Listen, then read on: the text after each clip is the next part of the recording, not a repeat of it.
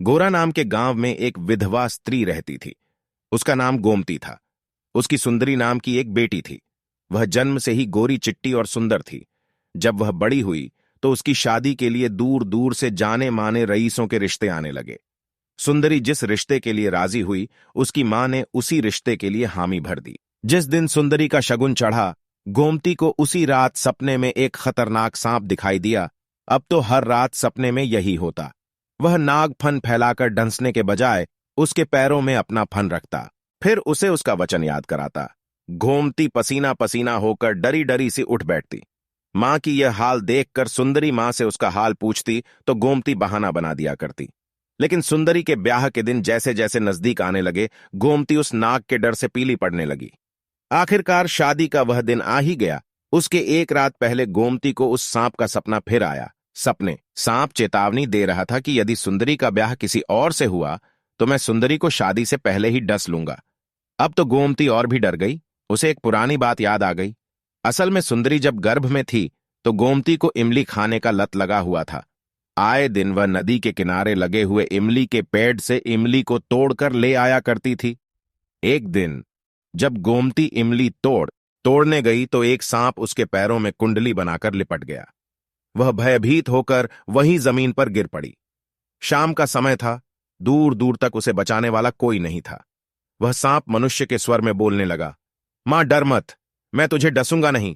तू बस मुझे यही वचन दे कि तेरी जो कन्या होगी तू मेरा ब्याह उससे कराएगी। गोमती बेचारी मरती क्या ना करती। वह अपनी जान बचाने के लिए उस सांप की शर्त को मान लिया और उससे अपनी होने वाली बेटी का ब्याह करने का वचन दे दिया।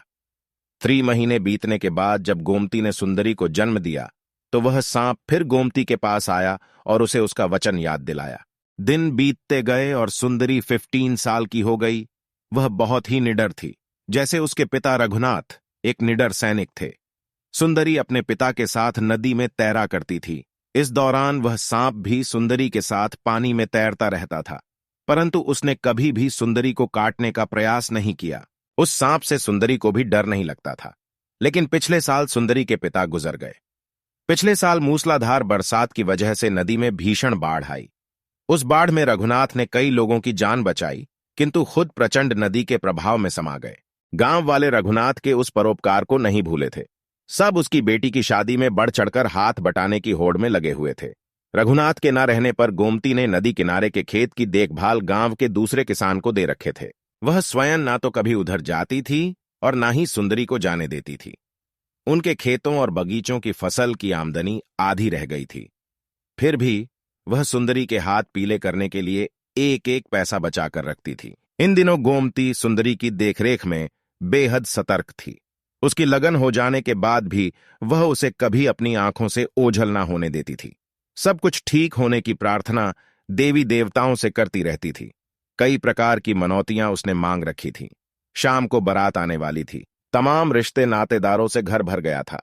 लेकिन सुबह ही बिना बताए सुंदरी अपनी 2 सहेलियों के साथ कुछ ही दूर नदी तट के अपने खेतों की तरफ निकल गई। गोमती उस समय गांव से दूध लेने गई थी। गोमती जब घर लौटे तो पता चला कि सुंदरी अब तक नहीं लौटी है। यह सुनकर गोमती चीख पुकार मचाती हुई उल्टे पांव नदी की ओर दौड़ पड़ी। गांव के तमाम लोग उस दुखिया मां की गुहार पर उसके पीछे दौड़ते भागते जब नदी के किनारे पहुंचे तो वहां विचित्र सा दृश्य था। एक काला भुजंग सुंदरी के गले से लिपटा हुआ था। सुंदरी अपने बचाव के लिए चीख पुकार रही थी। गोमती रोती हुई केवल यही कह रही थी, सुंदरी बेटी, क्या करूं, तेरी मां ने इमली के बदले कसम खाई थी।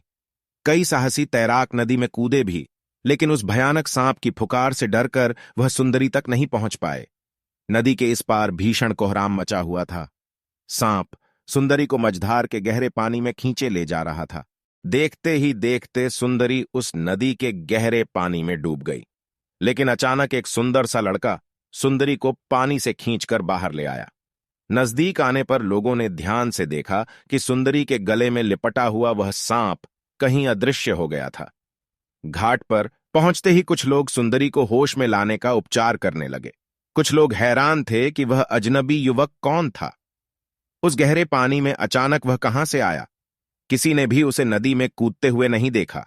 लोगों ने गोमती को उठाया, जो कि बेहोश होकर जमीन में गिर गई थी। उसे बताया कि सुंदरी जिंदा है। लोगों ने गोमती को उठाया, जो कि बेहोश होकर जमीन में गिर गई थी। उसे बताया कि सुंदरी जिंदा है। गोमती को होश आया तो वह दौड़कर सुंदरी के पास गई और सुंदरी को झकझोरने लगी, सुंदरी को होश में लाने लगी। सुंदरी भी अब होश में आ गई। तब गांव वालों ने गांव की कुलदेवी का जयकारा करने लगे।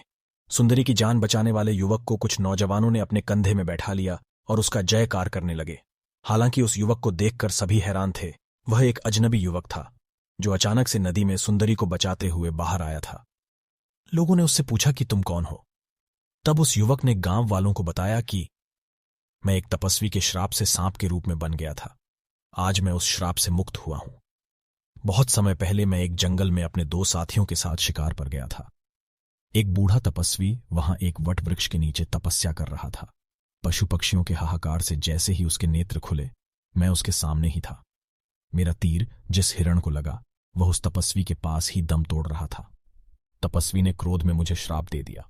उस तपस्वी ने कहा कि मैं बेजुबान प्राणियों का वध कर रहा हूं, जबकि प्रकृति ने खाने के लिए फल फूल, साग सब्जी और अनाज के भंडार दिए हैं। उस तपस्वी ने मुझे मानव का सबसे बड़ा कलंक कहा था। मैं उस तपस्वी के पैरों में गिर गया और क्षमा याचना करने लगा। तब उन्होंने श्राप से मुक्त होने के लिए मुझे उपाय बताया कि मेरी पूर्व पत्नी जब एक युवती के रूप में मेरे पास आएगी और मैं उसे जैसे ही स्पर्श करूंगा, मैं श्राप मुक्त हो जाऊंगा। ये सुंदरी नाम की युवती और कोई नहीं, मेरे पूर्व जन्म की पत्नी है और इसके स्पर्श से ही मैं श्राप मुक्त हुआ हूं। यह सुनकर गांव वालों ने उन दोनों की शादी करा दी और वह दोनों उसी गांव में रहकर हंसी खुशी के साथ अपना जीवन सुख में व्यतीत करने लगे।